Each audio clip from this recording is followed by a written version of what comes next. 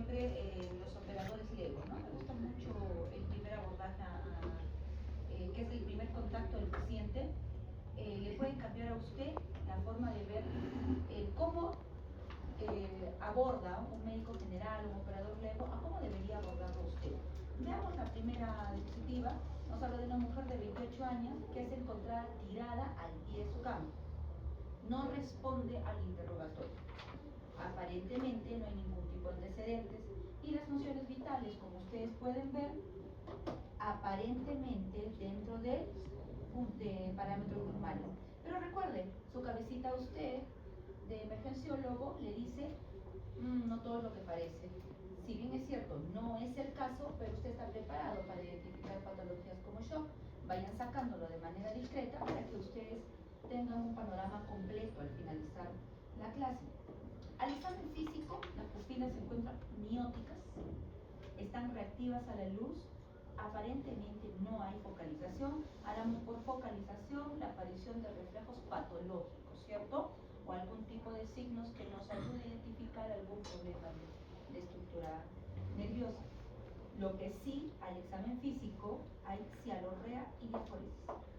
Vamos ya, creo yo, teniendo cuadros, posibilidades diagnósticas que se van acercando.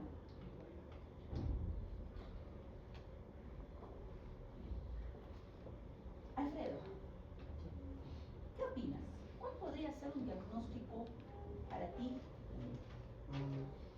Si tú tuvieras que reportarme a mí, tú me llamas por teléfono, yo te contesto. ¿Aló? ¿Referencia al hospital de Aníbal Cid Carreo? ¿Escuchas su petición? Lo más común, intoxicación. Intoxicaciones. Por opioides. ¿Ah? Por opioides. ¿Te parece que es una intoxicación por opioides?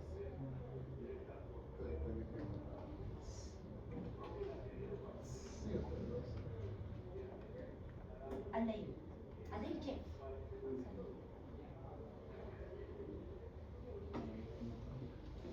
Encima que ni siquiera hemos escuchado. Continúe haciendo lo que está haciendo. Por Giancarlo Vera. Dime, Giancarlo. Bueno, reportaría que la paciente es una paciente joven con pérdida de conciencia y por lo de la historia no sabría qué antecedentes posibles sea un Alzheimer. No antecedentes. Podría ser una embolia cerebral, aunque no podría verificarlo. No. Las acelerarías son unas. Elibet.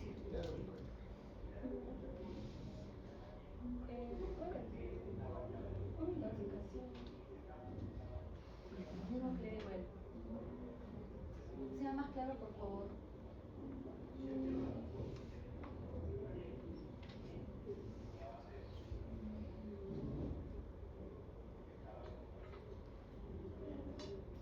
¿Qué sé?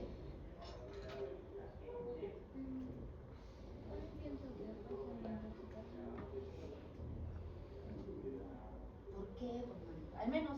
Al menos creo que José Alfredo se aproximó un poco más, trató de ser un poco más arriesgado. Pero tú me dices intoxicaciones, mami, es como puedo decir, el señor Pérez. Nombre, apellido, ¿qué? Muy bien. ¿Por qué? ¿Por qué? Por la cialorrea y la diaforesis, o sea, está activando el sistema parasimpático y se está mostrando. Aparte es mujer joven de 28 años y que es encontrada al pie de su cama. Si fuese un adulto mayor, pensaría más en una ACV, ¿no? O sea, no se ha dicho psiquiátrico. No, pero de alguna forma bueno, tengo yo sí que te doy la descartar. razón. Yo creo que el ser más psiquiátrico es la mujer, ¿no?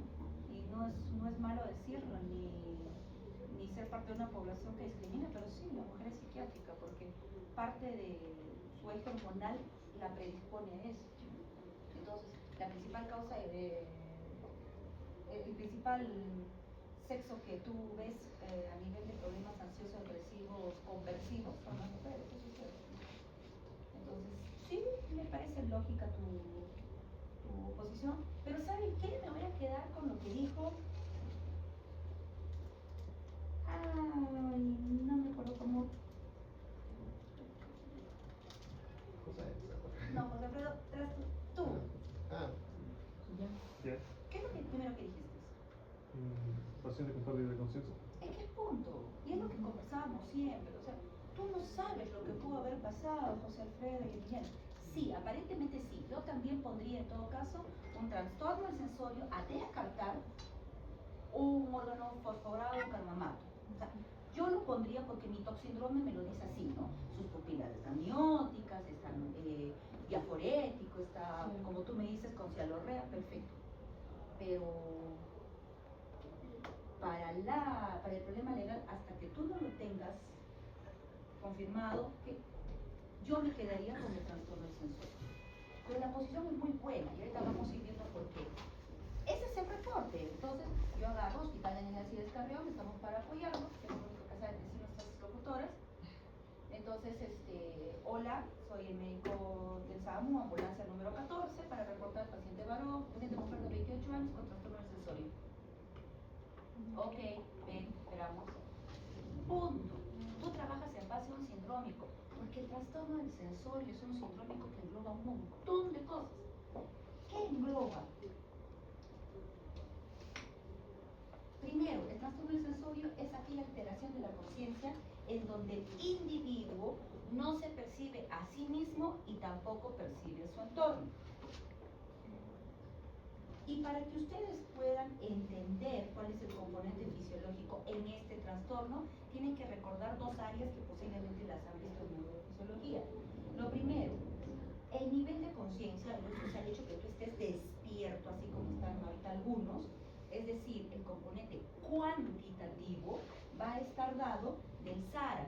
¿Recuerdan qué es el SARA? Es el sistema activador reticular ascendente. ¿Y eso dónde está?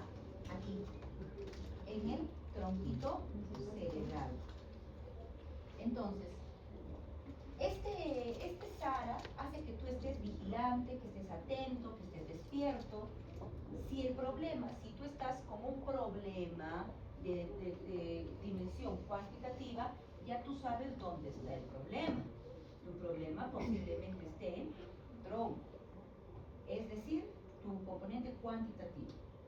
Pero si tú vas a ver el contenido, el componente cualitativo, eso lo vas a encontrar en toda la corteza cerebral. Y es ahí, ¿ustedes recuerdan sus áreas de Brodmann? Claro, y es que cada área tiene una función en especial. Pero ¿dónde se encuentran esas áreas? En la corteza. Entonces, ahí tú tienes por qué puedes encontrar como parte de tu trastorno del sensorio problemas en el lenguaje, en la memoria, en la orientación, es decir, en funciones mentales superiores. Si hay un problema ahí, tú vas a encontrar que el problema está en corteza. ¿Qué puede dañarlo? Múltiples cosas, desde lo metabólico, lo infeccioso o hasta lo traumático. Entonces veamos que hay dos tipos de componentes. Algo que tienen que recordar, y estoy segura que lo ponen siempre a práctica cuando ustedes evalúan pacientes, es el espectro clínico, como estamos viendo, cuantitativo de tu valoración de conciencia. Y esto de que primero despierto, que se sobreentiende la palabra, somnolencia, cuando el paciente está con tendencia a dormir, pero se mantiene despierto. Cuando tú le hablas no tan golpeado, netamente estímulos verbales suaves. El paciente tiene una conversación coherente. En cambio, pasa a obnubilación cuando tú le hablas bajito no responde, pero sí te responde estímulos táctiles, no doloroso ni al peñiscón ni a la retorcijada de pezón que saben dar ustedes, no, táctiles. Lo coges del hombro, señor, ¿está usted bien? ¿Sabe dónde está? El paciente tiende a despertar, pero la conversación que tiene es confusa, un poco desorientado en responder. Pasas al estupor. El estupor es aquel que sí se vale de los estímulos nociceptivos, es decir, dolor, para que el paciente pueda dar algún tipo de respuesta que no es distinguible, que a veces es inexistente en cuanto a palabras. palabras, pero ahora, ¿dónde usted busca dolor? Catherine, ya nos pasa. ¿Es Caterina? Catherine, ¿no? Sí. Apellido Caterina. Gracias. Entonces, acá tú empiezas a ver ya dónde vas a ubicar dolor. Es una barrabasada realmente que lo primero que hacen es que vayan a buscar pezón, ¿no? No sé, me parece sumamente, primero, doloroso, segundo, intrusivo, poco apropiado, ¿no? Y más es una dama, no sé, me parece una burla a la dignidad bastante grave. Entonces, ¿dónde puedes buscar dolor? ¿Dónde buscarías dolor, Emerson?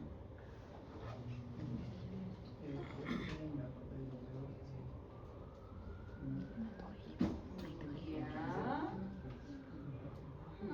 Sheila, ¿dónde buscarías tu dolor?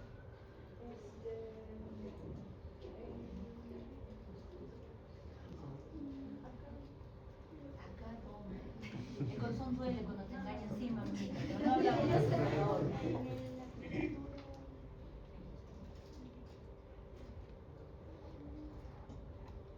A ver, puedes hacer estímulos externos, realmente es un área con poco tejido adiposo, la piel es bastante delgada, entonces el estímulo no necesita ser tan fuerte y puede hacer. ¿Dónde más? Ya, muy bien. Entonces, el objetivo es no causarle daño, ¿no? Solamente buscar un estímulo no efectivo. Y el coma es donde hay ausencia total de ningún tipo de respuesta, ya sea ni ocular ni verbal. Simplemente el paciente está desconectado total con su entorno y hasta con un estímulo doloroso. Entonces, despierto, somnolencia, nutrición, estupor y coma. Cuantitativo. Tronco. El trastorno de sensorio no es un diagnóstico final, ojo. Cuando usted recibe un paciente, usted tiene un diagnóstico inicial que le permite dar la primera atención, pero eso se afina con su hipótesis, y su hipótesis va a un Descartes, así como Giancarlo tenía netamente un sindrómico que era trastorno de sensorio, se va poniendo presuntivos, por ejemplo, por opioides, por dijeron carbamatos, otros no sé, irán a poner otro tipo de hipótesis que tendrán que ser confirmadas con sus exámenes adicionales. Entonces, es un síndrome que obliga a buscar cuál es la causa. En el buscar la causa, usted no va a hacer algo netamente secuenciado. No es que hasta que usted le llegue la tomografía y la haga, no lo sé, el examen que usted plantee, no va a hacer nada. Las cosas en emergencia son paralelas. El examen en emergencia va de la mano. Entonces, ni bien llega un paciente con trastorno del sensorio, usted lo primero que busca, la famosa frase, estabilice a su paciente. Y el estabilizarlo va a salir, en este caso, el emergenciólogo va a hacer simplemente un protocolo tan sencillo que es el ABCD. No hacemos más. Parece poco, pero realmente marca la diferencia. Entonces vamos a ir recordando en esta clase, cuál es el punto del ABCD en el trastorno del sensorio. Empecemos con el A, que es netamente la vía aérea. La vía aérea busca que usted permeabilice las vías aéreas por medio de alinear los ejes, y así va a prevenir la broncoaspiración. ¿Por qué? Porque si el problema es un problema en estructura, se ve afectada algún área, usted puede perder los reflejos protectores, como por ejemplo, si se afecta el tronco cerebral, recuerda algún reflejo de tronco, el reflejo tusígeno, el reflejo nauseoso, son parte de reflejos naturales, que si se daña el tronco, usted los va a perder. Entonces, usted tiene que salvaguardar a este paciente y prevenir la broncoaspiración. Entonces, lo primero que hace es hablarle al paciente. Señor, ¿está usted bien? A veces la familia se mete, ¿no? Y la familia se mete, no habla, no escucha, es mudo, no, y es sordo, es viejito, no habla español. Pero usted sigue hablando con él, no con el objetivo de que él obviamente te cuente su historia o te dé una anamnesis directa exacta. Lo que busca el preguntarle al caballero o a la persona que usted está abordando cómo está, es buscar ruidos patológicos. Que usted busque estrendor, ronquidos y evalúe la escala de coma de Glasgow. Ese es el objetivo. No caballero, ¿cómo está? ¿Sabe dónde está? ¿Cómo te llamas? Entonces, eso tiene un porqué que lo está descubriendo ahora. No olvide hacer la maniobra de inclinación cabeza y levantamiento del mentón. Ojo, siempre y cuando usted crea que no ha habido eventos traumáticos, porque usted no sabe si se está enfrentando ante un traumatismo cervical. ¿Cómo prevengo esta broncoaspiración? No solamente basta con alinear los ejes, usted tendrá que evitar la caída de la lengua, y eso lo va a hacer usted con la cánula de Weddell, o denominado tubo de Mayo. La cánula de Weddell es el tubo de Mayo. Entonces, acá les presento los tubos de Mayo y usted agarra y lo pone. Doctora, estoy viniendo de mi posta, vengo de muy lejos, Dios mío, no tengo un tubo de Mayo. Tranquilo, ¿qué podrías utilizar?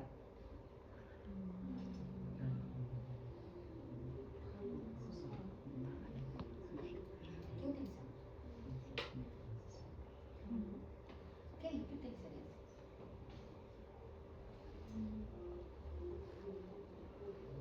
¿Qué? Pero dilo, porque tienes miedo de equivocarte. Estás en tu posta, estás bien.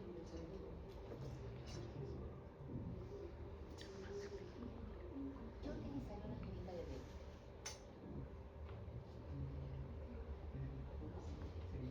Es que te ayuda, no vas a encontrar algo curvo, ¿ah? No vas a encontrar algo curvo, pero lo que tú quieres es evitar la caída del mismo.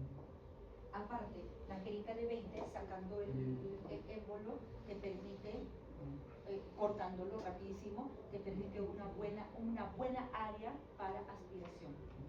Entonces cortas el pico, lo pones y, porque se supone que si lo vas a transportar, en el mejor de los casos, y ojalá, vamos a orar todos por ti, Kelly, para que llegues a un sitio donde tengas una respetable ambulancia a nivel 2, al menos, con una silla de ruedas. ¿No? Ya pues, orando. Entonces, el objetivo es de que ustedes entiendan cuál es el propósito de esta cánula. ¿Ya? Regla de oro. Tiene que sacar valoración de Glasgow. Recuerden que todo paciente menor de 8, sí. Doctora, estoy sumamente lejos. No sé, se me ocurre. Antes de ayer recibí una llamada del celularista de ACO. Es por Chupaca. Sí, por Chupaca.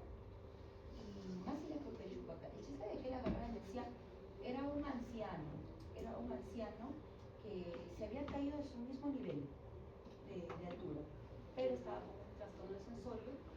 El celularista me valora que era 7.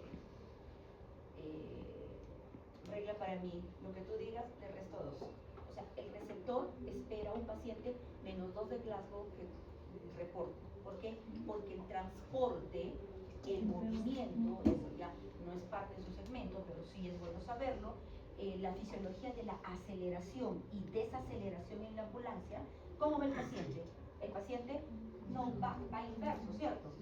Entonces, como la teoría del celularista, del chofer, del enfermero es corre, que tenemos que llegar.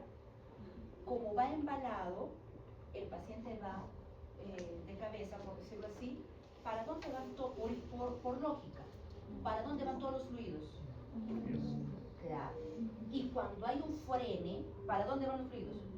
Entonces, ese cuerpo está presión, baja presión, aumenta presión, baja presión. Y eso empeora la valoración de Glasgow del paciente. Entonces, si tú me reportas 8, yo calculo 6. Entonces, doctora, no sé intubar. Es lo más probable, esas son habilidades que se adquieren.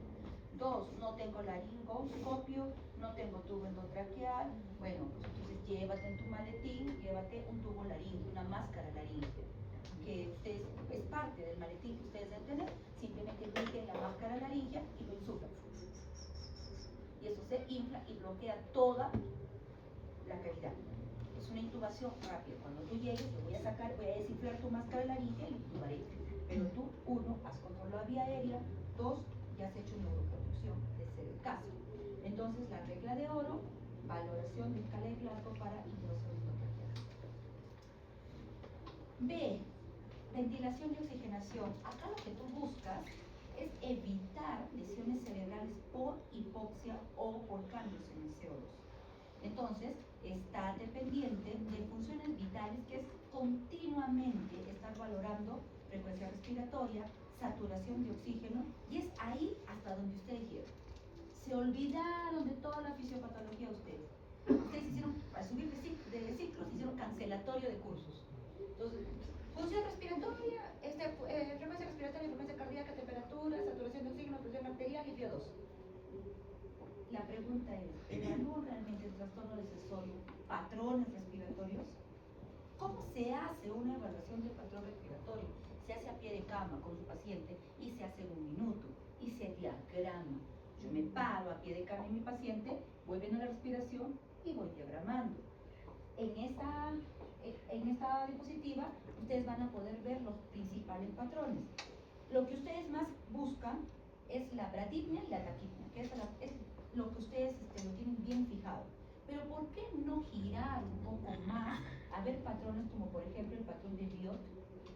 Es una respiración rápida y profunda, pero que tiene procesos de apnea, pero que, como ustedes pueden ver en el gráfico, es son iguales, ¿no? Su paciente hace entonces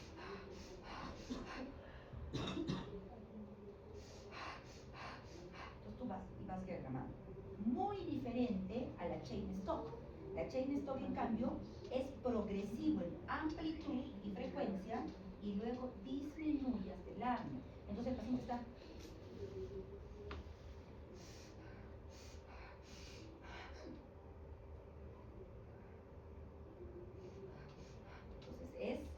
párate con tu lapicero, párate. Yo no sé qué tanto pierden tiempo, esa evaluación se hace rapidísimo. Entonces la evaluación es 3 minutos. Tú te paras a tu paciente con tu... Y lo que te sale, tú dices, oh, es un bio, es un chain stop. El Kussmaul se supone que lo saben de memoria también por problemas de cetoacidosis diabética, es la respiración rápida, profunda y regular. Se diferencia de la bio en que no hay agua. Y así, estos son los principales patrones, pero tú puedes conseguir más, date el lujo de diagramarlos. ¿Qué hacemos si nuestro paciente que está con trastorno del sensorio tiene algún signo de, o sea, tú ves las funciones vitales? Tu función es mantener siempre la saturación por encima de 94. Monitoriza el CO2. ¿Por qué es importante que tú monitorices el CO2? Qué importante es de que los monitores multiparámetros ustedes se aprendan a leer el capnógrafo. Porque la hipercapnia, ¿qué hace? Vasodilata a nivel cerebral y eso aumenta la presión intracraneana. Pero si el paciente tiene hipocapnia, hace todo lo contrario, vasoconstricción y hay más isquémica. Entonces, necesitas tener el CO2 entre valores normales, 35 y 45. Doctora, no tengo capnografía. Perfecto. Vas a tener una gasometría arterial y 2 APs de CO2. ¿Ya? Pero menos invasivo el capnógrafo, ¿no? Pasemos a C, que es circulación. En circulación, el objetivo siempre es mantener la perfusión cerebral adecuadamente. Para esto, recuerda esta formulita, que tu presión de perfusión va a ser igual a tu presión arterial media menos tu presión intracraneana, menos tu pico. Entonces, si estamos hablando de flujo sanguíneo, necesito ver todos los parámetros que conllevan a esta fórmula. ¿Qué es? Presión arterial, frecuencia cardíaca, llenado capilar y pulsos periféricos. Entonces, nos quedamos acá, ¿no? Nos quedamos en llenado capilar. ¿Tomamos pulso periférico? Entonces, acá este es un mea culpa de los exámenes físicos que ustedes hacen en emergencia, realmente. Yo los miro, yo los dejo, pero yo estoy mirando si destapan, no destapan, si voltean, si no voltean a un paciente. Tiene que buscarse puntos periféricos, porque la adecuada perfusión hace que llegue hasta la puntita de tu dedo, de tu piecito. Si tú no encuentras pulsos periféricos, hay algo, está fallando. O sea, es bien fácil. Vamos al expulso. No, fíjate que todas tus áreas estén perfundidas. ¿Cómo voy a controlar la circulación? Lo primero que tiene que hacer es buscar 2 vías periféricas del mesocalibre. Independientemente que usted use o no use fluidos, tiene que tener 2 vías periféricas porque no sabe cuándo se va a complicar este paciente. Entonces, llega trauma shock, yo les he dicho cuál es la clave. 2 vías, una sonda. 2 vías 16 o 18, una sonda Foley. Ahí entretienes a la enfermera, puedes pensar, vas acomodando tus cosas. Si es que crees que la presión de la enfermera es demasiado alta, como usted dice, siempre que hablemos de simulación, siempre dicen, la enfermera me puso nerviosa. La enfermera me aturdió. No, ella hace su chamba. Le das algo que hacer, te entretiene. Establece en todo caso, como parte de tus acciones, sacar, si tienes un monitor multiparámetro, el PAM va a estar ahí, pero si no lo tienes porque tomas en mercurio o tomas con un digital, siempre tienes que mantener la presión arterial media mayor al 65, porque si no, a este trastorno del sensorio, ¿qué se le estaría agregando? Un shock. O sea, es doblemente peligroso. Ya tienes un problema, tendrías 2. La D te habla a ti del déficit neurológico. Esta es una evaluación que está prevista, se me pasó encima. Pero bueno, se supone que usted sabe la escala de Glasgow, ¿no? Esta acá atrás era la escala de Glasgow. La evaluación neurológica es rápida y es dirigida. Entonces, ¿qué es lo que buscas tú? Lo primero, evaluar la escala de Glasgow, ves la función motora, verbal y ocular. Pero ojo, algo que tienes y estás obligado a hacer es puntualizar tus ítems. Porque si yo te digo, por ejemplo, Luis Ángel, sácame la valoración Glasgow, ¿cómo lo partirías tú? ¿Cuál sería el valor que le asignas a un paciente si yo te digo, tiene 9? 9 sobre 15. ¿Cómo dividirías entre ocular, verbal y motor? Si yo te digo que tiene 9.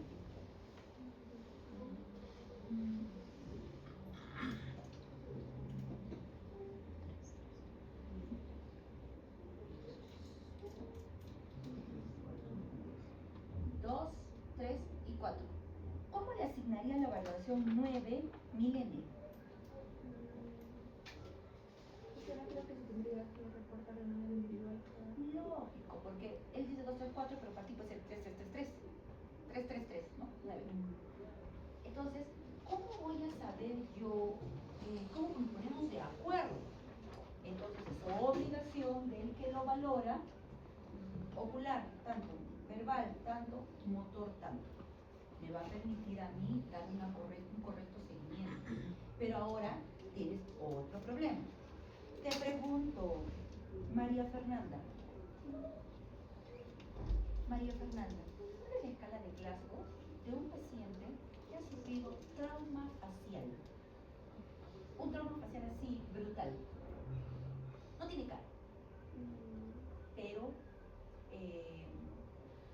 da el número de su DNI cuando se lo preguntan y no quiere que le pongan la vía porque tú ves que la licenciada lo está agarrando entre 2, 3 el bracito cuando le quiere poner la vía porque él lo quiere sacar. La cara la tiene destrozada, tú no sabes ni siquiera si tiene ojo, nada, no la sabes.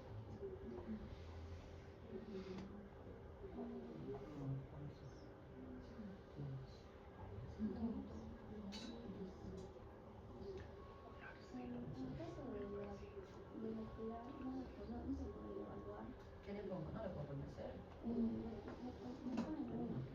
Ya. Muy bien, María Fernanda. ¿Qué más? En el caso de los vasos, todos los elementos está aumentado y está comenzando a suceder. Ya. Y en el caso del motor, no está obedeciendo una orden como tal. Muy bien. ¿Qué número le pones? No. ¿Qué número le pones a motor? El motor 5. Ya. 5, 10, 11. Muy bien, María Fernanda. Y es que lo que dice María Fernanda es cierto. Cuando hay una imposibilidad en ojos, por ejemplo, si alguien tiene con algún trauma que impide la apertura ocular por un hematoma palpebral, por ejemplo, tú no lo puedes categorizar simplemente como 1 a la ligera. Se pone 1 y se le abre un paréntesis y se le pone imposibilidad posibilidad de evaluación. Entonces yo sé que ese 1 es porque no pudo hacer. Es igualito. Si el paciente viene con una quemadura total de rostro y todo está acartonado, no va a poder y eso no le hace una escala de Glasgow en 3 o en 4. Entonces tú pones el déficit al costado. Y si tiene tubo endotraqueal, no todo que tiene tubo endotraqueal está sedado, ¿no? ¿Qué número le pones? Tú misma, María Fernanda. Razona.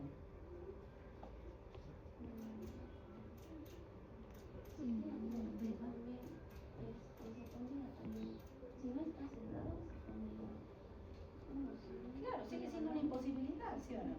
Entonces le pones tubo endotraqueal. ¿Ok? Ya. ¿Qué más le evalúas acá? Buscas las pupilas, ¿no?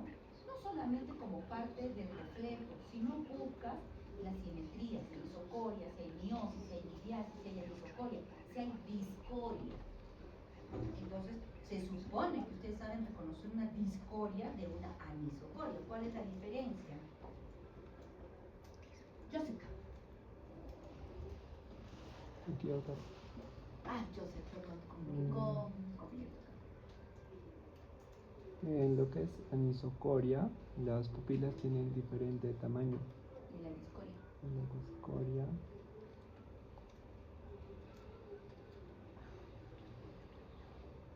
creo que es la forma es diferente de cada pupila. La forma es diferente, ¿no? Entonces, por patología, nacimiento u otros, la pupila tiene una forma distinta, que puede inclusive a llevarlo a que tenga el tamaño distinto, pero no es algo que sea agudo, sino que es parte de, bueno, buen nacimiento, por decirlo así, pero usted tiene que saber diferenciar. Ahora, ver la reactividad, tamaño, simetría y reactividad. Cuando hablamos del problema neurológico, usted recuerde su regla de oro.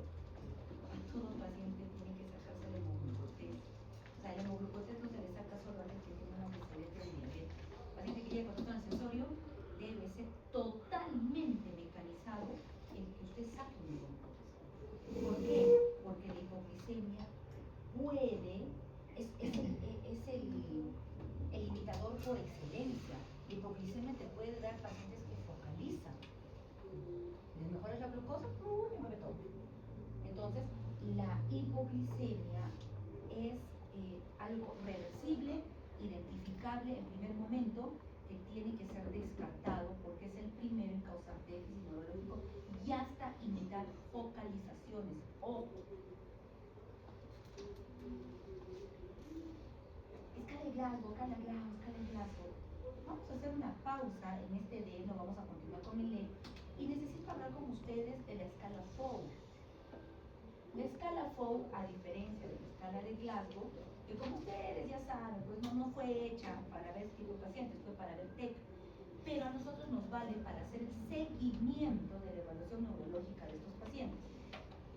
Pero tiene algunos sesgos. Entre esos sesgos que presenta es lo que hemos conversado con María Fernanda. Hay pacientes que no van a poder realizar toda la escala. ¿Por qué? Porque van a estar imposibilitados, ya sea por la misma lesión, van a estar inhabilitados, por ejemplo, por algunas intoxicaciones. A un borracho usted no le aplica una escala de Glasgow, ¿no? Empezando si su endoscopia dice el paciente en aparente estado etílico, y si yo veo en la valoración del examen físico en el sistema nervioso central, valoración de Glasgow, está jalado, porque eso no se le aplica a un paciente en estado etílico. Entonces, ¿qué hacer? ¿Cómo valoro estos pacientes? Para eso usted tiene la valoración FOW, fue hecha por intensivistas. ¿Cuál es la ventaja del FOW?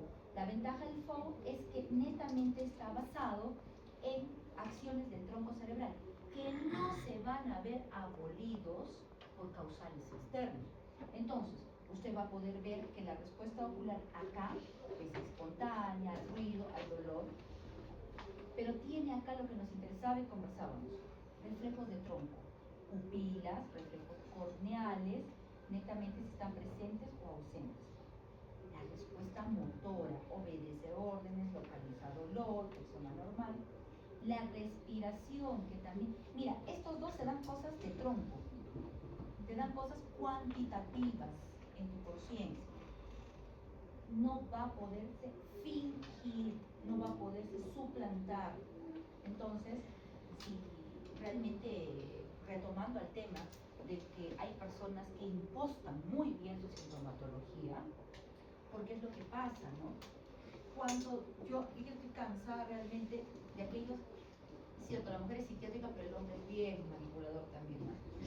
Entonces, a todos ellos, así que ahorita he tenido un montón por las elecciones, a todos los que les han hecho su requisa para ver si tienen alimentos, denuncias, todo eso, los van a llevar a la carceleta.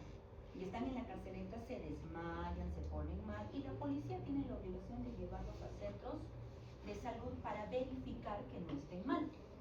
Pero el paciente así agotado, y el hombre te aguanta hasta el dolor, ¿ah? A él sí con gusto le pellizcas la no te despierta. No te despierta. Ni hasta en donde más le duele, no te despierta. Pero ¿quién no va a poder fingir?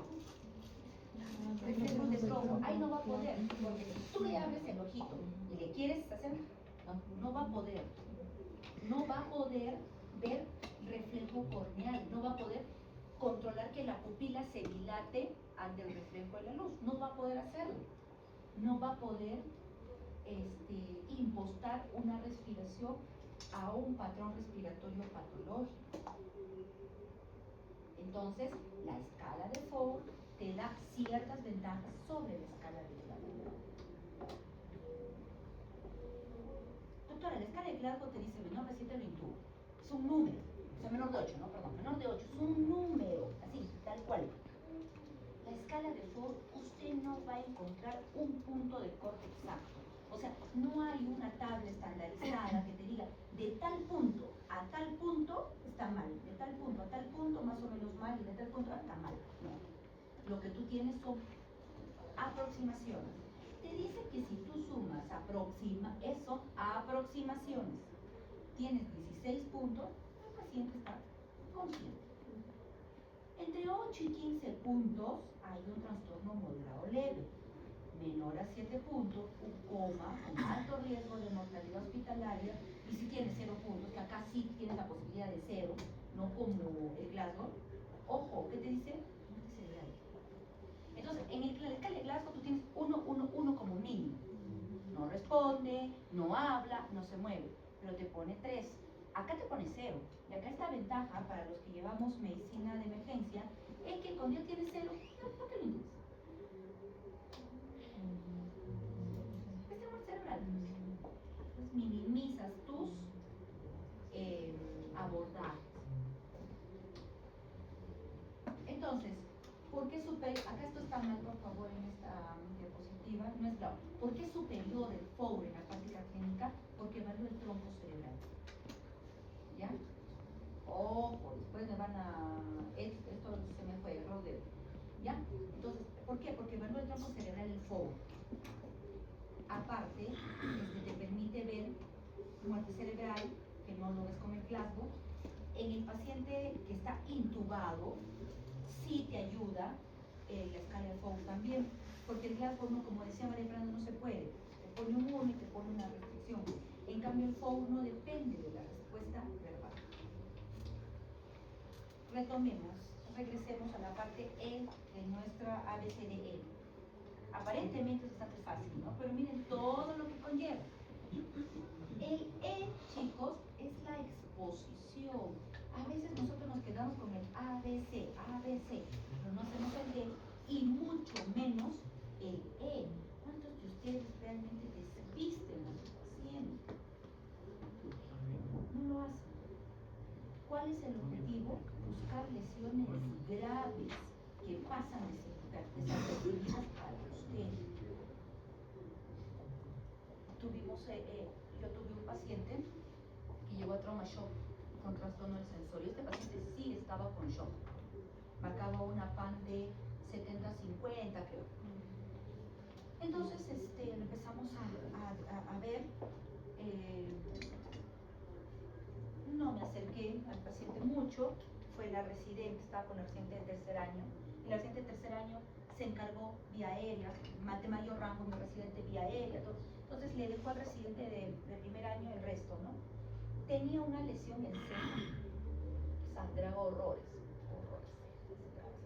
y toda la camilla se empezó a llenar de sangre, ¿no? Entonces, justo yo veía que la residente le decía al técnico, ya, límpialo, y peleaba con el residente de cirugía y le decía, ponle un punto que me está malogrando la camilla, ¿no? Porque la residente mayor quería poner un catéter, está chocado, necesitaba catéter venoso. Y peleaba, yo, mira, no peleen, porque pelean, doctora, que lo suture de una vez, porque quiero poner catéter y sigue sucio. Y el residente de cirugía decía, pero ay, por un punto, pues sale, una pelea entre los dos. Y cuando me acerco al monitor me doy cuenta que el paciente está chocado. Y yo en mi lógica decía, una herida en ceja, que es cierto, está bien sangrona, tiene que causar tanto shock. Oye, ¿no tiene nada más? Sí, que sé, todos lo limpian, se van a limpiar. ¿No tiene nada más? No, doctora, no tiene nada más. Equivócate, yo estoy acá. Es lo que siempre se trata con el residente, ¿no? Él esto lo aprendió y no se le va a borrar nunca la memoria, ¿no? Yo veo, le metió ruidos, empezó a manejarlo como un TEC, empezó a ver, bueno, lo ve y seguía la presión baja y baja. Y tanta pelea, el interno de cirugía va y le mete un punto a la ceja. 2 puntos creo que le puso. Lo limpió, pero yo veía que seguía sangrando la colcha. Oye, le dije, eso ya no es lo que ha sangrado. A ver, voltéalo. Y cuando voltean al paciente, que no lo habían hecho, el paciente tenía una lesión punzo-penetrante, casi de 4 centímetros. Oye, que sangraba. Era un hemotórax a todo meter. Perdimos casi 15 minutos en la pelea, que la sutura, que no sutura, que si sutura, que con el punto, que la compresión. Cuando hubiéramos podido solucionar esto, ni bien llegó, hubiéramos simplemente girado al paciente. Nadie vio la lesión, se perdieron 15 minutos. Y sí, pues sangró. Eso explicó el porqué de la presión. Pero, ¿cuántos volteamos a nuestro paciente? Nadie busca lesiones que comprometen signos vitales. Entonces despista a su paciente. Ese chiste que cuando alguien va al médico y se empieza a desvestir, tiene un porqué. Porque es necesario que usted vea a su paciente buscando signos de trauma. En la paciente del caso clínico del inicio, ustedes ya han dado por sentados que se intoxicó. Ya lo dieron por sentado, nadie le hizo el exposure en su mente. Y si la voltearon, y si la tequearon, no lo saben ustedes. Entonces, qué importante es que usted busque signos de trauma. Ahora, no solamente se busca signos de trauma, se busca, por ejemplo, estigmas de venoclusión, parches de medicación. La historia cambia si usted hubiera hecho exposure, como dice Emilio, es mujer, 28 años, es no sé. Entonces, ¿qué cambia la historia si cuando usted expone el cuerpo encuentra múltiples signos de cortes antiguos? Entonces, acá hay algún paciente con un perfil determinado, ¿cierto? Entonces, busque. El que busca, encuentra. Algo que no hacemos, que está comprendido en el exposure, es el control de la temperatura. Entonces, mucho peleo con el personal técnico que llega a trauma shock porque lo desviste y lo deja. Ya también es el escándalo de la exposición también, ¿no? Entonces, visto que no hay mayor lesiones, abrigue a su paciente. Recuerde que la hipotermia no es acaso parte de la teoría de la muerte. Sí, en trauma tu paciente tiene que tener una temperatura controlada. La hipotermia, ojo, la hipotermia simula muerte cerebral. Yo no sé por qué a los doctores les encanta. Es cierto, la máquina hace un poquito de calor, pero en la noche tienen todas sus ventanas abiertas. Realmente una pelea con él. La hipertermia, por otro lado, también causa daño neuronal directo. Entonces, la temperatura es parte de tus funciones vitales, es parte de tu monitor multiparámetro. Entonces, aprendemos a interpretar también la temperatura como una función vital. me llegó, ya hemos repasado ABCD, ya lo estabilicé. El ABCDE te sirve para estabilizar a tu paciente. Plan inicial de trabajo, ¿ok? Entonces tienes un sindrómico posible, que era trastorno del sensorio, tienes a descartar una intoxicación, perfecto, tienes un plan inicial, lo estabilizo. Pero ahora, para yo pedir, para saber qué examen voy a pedir para que apoye mi hipótesis, en este caso de intoxicación, por ejemplo, tú tienes que saber, ¿realmente es una intoxicación o no? Te lo he dividido en este cuadro. Me encanta hacer mapas conceptuales, es decir, a mi modo, no sé que estén feos o bonitos, a mi modo también me permite identificar mis cosas y verlo de la manera más simple. Si tú tienes un paciente que tiene trastorno del sensorio, no te compliques la vida. Tienes dos caminos. Ruta A, se dañó la estructura cerebral. Ruta B, el problema no está en el cerebro, o sea, es no estructura. Si hablamos de que se dañó la estructura cerebral, ¿cuáles son tus posibilidades? A la cabeza, desorden cerebrovascular, ya sea isquémicos o hemorrágicos. Si no es donde se ve, puede ser un tumor, proceso expansivo intracraneal. Si no es un tumor, puede ser un trauma. Si no es un trauma, tienes una infección, pero del sistema nervioso central, que se alojó en las meninges. Cualquiera de estas cuatro te van a dar signos de focalización. Te van a dar hemiplegia, te van a dar hemiparesia, te van a dar anisocoria, te van a dar Babinski, te van a dar ausencia de reflejos, te van a dar signos de irritación meningia, o sea, signos puntuales que algo hay en la estructura. Pero si tú en tu examen físico no encuentras nada patológico, tú dices, entonces no se ha dañado la estructura. Este es un daño no estructural, es decir, de otra parte que no es el cerebro. ¿Y qué puede causar problemas de no estructura? A la cabeza, las infecciones, que no sean del sistema nervioso central, ¿no? Ya sea que el foco sea respiratorio, urinario, térmico, gastrointestinal, abdominal, cualquier tipo de infección que te conlleve una sepsis. ¿No es cierto que la sepsis tú valoras función neurológica? Claro, porque la primera célula en ser vulnerada cuando hay un proceso séptico es la neurona. Entonces tú agarras y dices, pero no lo causó un trauma, no es un problema. Este problema está viajando de otro lado. Infección. Tóxicas.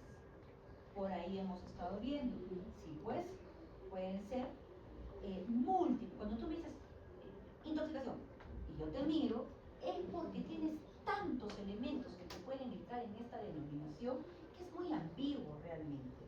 Todo un bloque de CIE-10 está dedicado a envenenamiento. Ellos no ponen intoxicación, ponen envenenamiento por son como 800 puntos.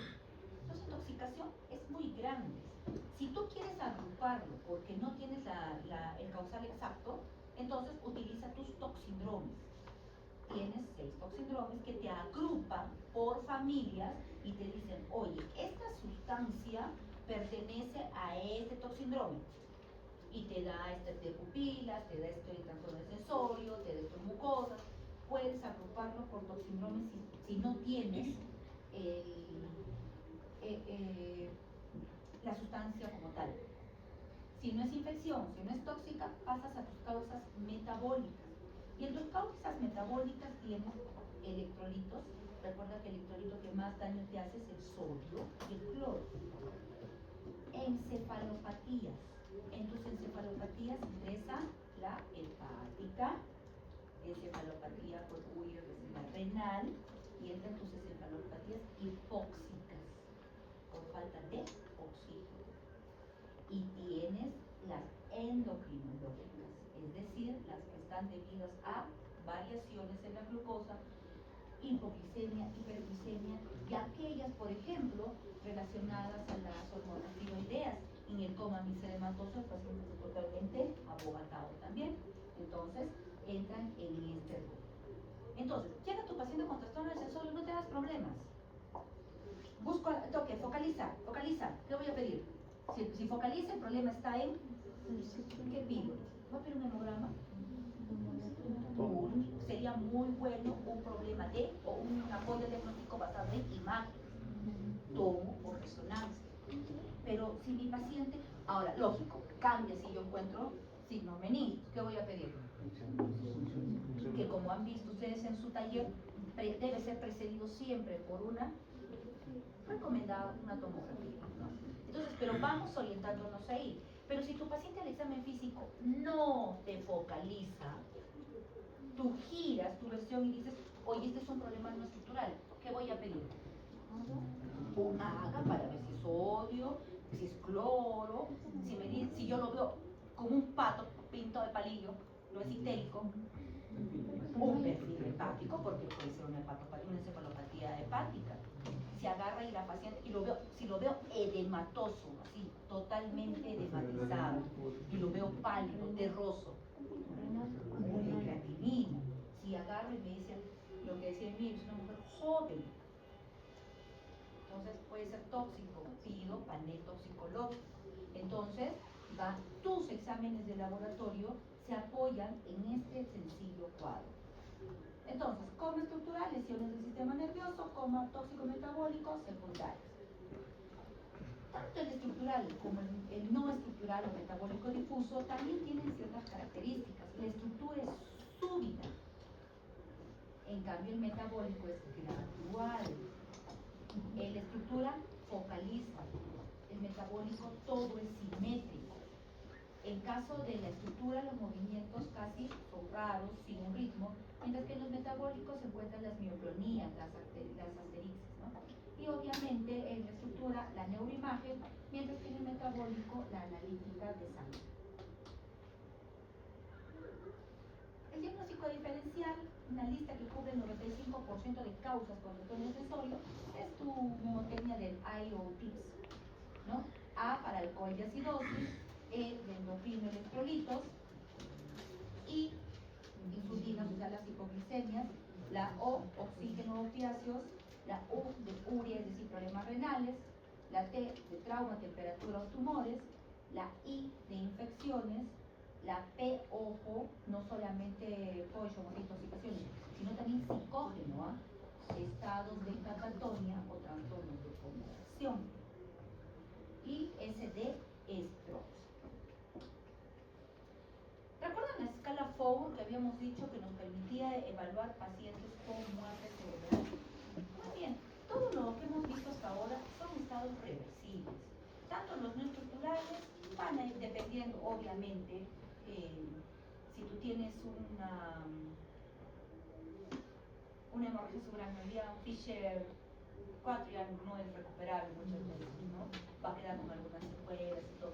Pero las intoxicaciones, envenenamientos, en la medida que el abordaje sea oportuno, van a ser reversibles. Pero cuando tú aplicas Fowler y ves de que tiene valoración 0 y tienes una presunción de muerte cerebral, entiendes de que es algo irreversible. Y si es irreversible, no vas a estar, primero, no vas a dar falsa expectativa a la familia, y dos, no vas a minimizar algunas acciones. Cuando hablamos de muerte cerebral, es la cese irreversible de todas las funciones del encéfalo, pero más que nada estamos hablando de trombo cerebral. Tal ha sido el daño que ha habido una autólisis neuronal brutal. Y ya no vas a poder hacer nada de lo que decíamos en la clase pasada. Lo muerto, muerto está. La célula que se murió no se revive. Entonces, lamentablemente, es un estado de coma irreversible. El corazón puede seguir latiendo, pero ya lo hace simplemente por un automatismo. Recuerden que su sistema nervioso es autónomo. Y porque obviamente tiene un soporte ventilatorio. ¿Ok? A veces dicen, pero está respirando. Sí, pues, ¿no? Pero no, eso no quiere decir que la función del tronco esté indemne. Para esto, chicos, el Ministerio de Salud ha dado la guía para el diagnóstico de muerte cerebral. Esta guía ha sido elaborada en 1992. ¡Oh, qué emotiva la profesora que nos actualiza! No, es que no tienes nada que actualizar en muerte cerebral, pero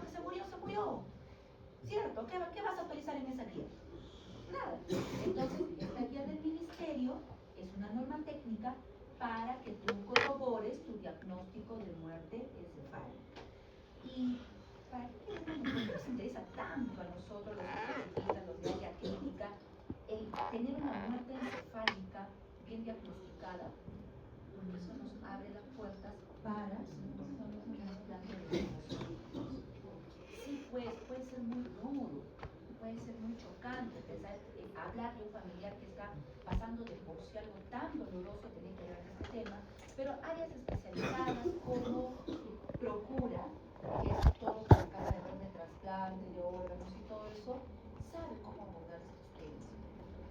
Porque solamente en estos pacientes que están con muerte cerebral certificada, es que tú abres una puerta enorme para una familia que está esperando, un paciente que está esperando una segunda oportunidad, ¿no? Entonces, esta guía te dice que lo primero que tienes que cerciorarte para certificar muerte cerebral es de que la causa sea conocida. O sea, tú sabes por qué hemos hecho una muerte cerebral a este paciente. Y has corroborado que sea irreversible. Y es bien clara la guía en decirte, verifica su temperatura. ¿Por qué? Porque la hipotermia, ¿qué simulaba? Muerte cerebral. Te dice, oye, siempre tiene que el paciente estar con una presión mayor a 90. ¿Por qué? Porque te está diciendo que ese órgano está bien perfundido, ¿cierto? Ese órgano está muerto. Pero como el corazón sigue latiendo, esa sangre sigue corriendo y sigue perfundiendo los órganos. Tú necesitas un órgano bien perfundido. Es por eso que los pacientes que tienen, acá bueno, se usa vasopresores a dosis mínimas, ¿no? Pero si tú ya tienes un paciente con DOMO, con NORA, con vasopresina, el mismo procura tienes que ya no órgano bien perfundido, ya no es candidato. ¿Ya? Te dice ausencia de trastornos metabólicos endocrinológicos que mimeticen el coma, la hipoglicemia mimetiza coma. Entonces, ojo, no vaya a ser que estés mandando a canibalización a un paciente con hipoglicemia. O ausencia de fármacos depresores del sistema nervioso central. Tienes que esperar que el paciente pudo, las que tenemos rollitos, las que somos mayores, las que somos gorditos, acumulamos mucho estos medicamentos en nuestro tejido adiposo que se van liberando de poco a poco. Entonces tú puedes decir, oye, mi paciente ya está sin serotalgesia hace 6-7 días, hace 6-7 horas. No, dale 24 horas a que todo el medicamento se haya metabolizado. No vaya a ser que todavía esté bajo efectos de algún sedante. Y de ahí, luego de la condición previa, si tú dices, todo lo he cumplido, es irreversible, pasas al examen clínico neurológico. Acá buscas todos los reflejos del tronco cerebral. ¿Y cuáles son? Fotomotor, córnea, óculo cefálico, haces girar la cabecita, óculo vestibular, eso lo haces con la irrigación de solución de agua helada y caliente. ¿Ya? Caliente tolerable, pues no le vas a pasar, pues no le vas a hervir también todo, ¿no? O sea, no vas a causarle daño. Entonces, como al bebito, pues no se prueba la agüita que esté calientita en el dorso de la manita. Reflejo nauseoso oxígeno por medio de pedirle a la licenciada que haga una aspiración o movilizando el tubo endotraqueal para ver los efectos. Si tú tienes ausencia de estos reflejos, vas avanzando en esta guía. Acá tú tienes el cuadro de todos los reflejos, acá está lo de la agüita que tú puedes ver, ¿no? Si el agua es fría, se escapa, ¿no? Se va para el otro lado. Si es agua caliente, en cambio, mira hacia el lado donde está la agüita caliente. Pero también, si ya todo salió negativo en tronco, buscas más profundo, por ejemplo, con el test de apnea que tiene que salir positivo. A veces simplemente está en un ventilador, ponen en espera el ventilador, el paciente obviamente no va a respirar, pero eso te da un test de apnea positivo. No. El test de apnea se hace previamente, es un procedimiento. Tú preoxigenas a tu paciente a fío 100, bien oxigenadito. Siquiera 4 o 5 minutos previos a ponerle pausa al ventilador. Entonces lo oxigenas, pones pausa al ventilador, pero previo a esto, una vez que ha estado bien oxigenado tu paciente, tomas un ARA para ver el PCO2. Luego retiras el oxígeno y más o menos 4 o 5 minutos. Después de esos 4 minutos, tomas una nueva gasometría. Tu PCO2 ha tenido que incrementarse al menos más del 20% del basal. Entonces, por ejemplo, si tu cuenta que tú tengas, no sé, 31, o sea, he aumentado 1 o 2, te está dando un test negativo, lo que quiere decir que el paciente en ausencia del ventilador ha seguido barriendo con mínimos movimientos que tú no te has percatado. Pero si tu PCO2 de 30 se dispara hasta 62, el PCO2 acumuló, es un test de apnea positivo, ese paciente no hace movimientos respiratorios efectivos. ¿Ya? Porque a veces las licenciadas sí son bien meticulosas, ¿no? Tú desconectas todo y se le pegan hacia el tórax y ven un movimiento. Pero si respira, no te habla de aquí si respira o no, te dice ausencias respiratorias eficaces, eficientes, que te barran CO2, ¿ok? Y lo haces por medio de este procedimiento. Luego pasas al test de atropina. El test de atropina se hace poniendo 0.04 miligramos de atropina por kilogramo de peso.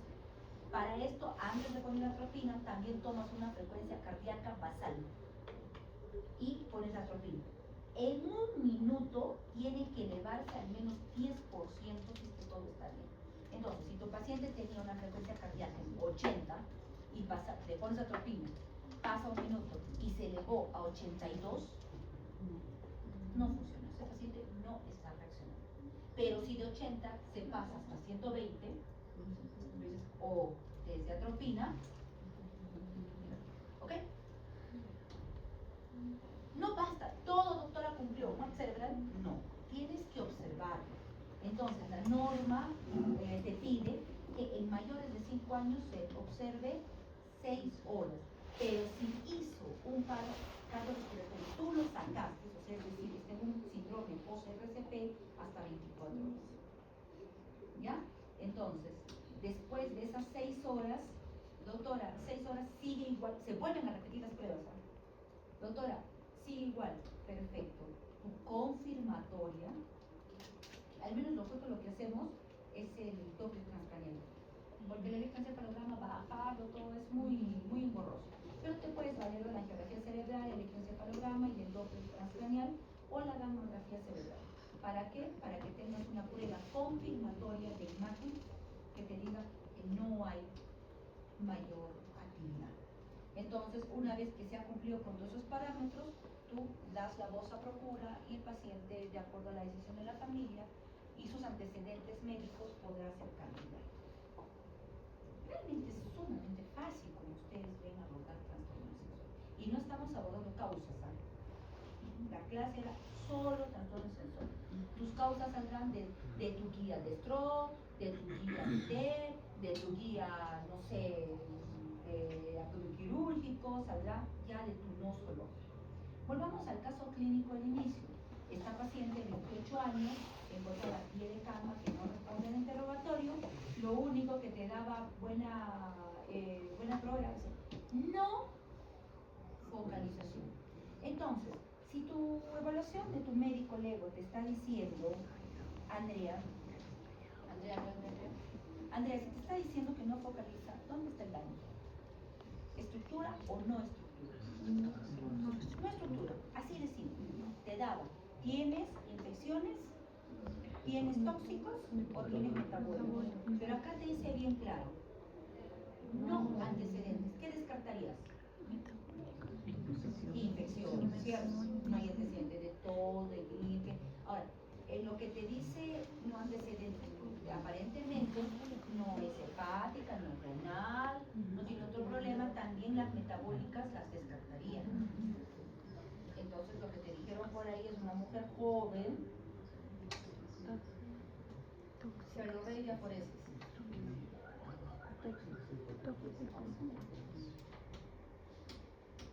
¿Difícil? No. Bien. Préstame, por favor.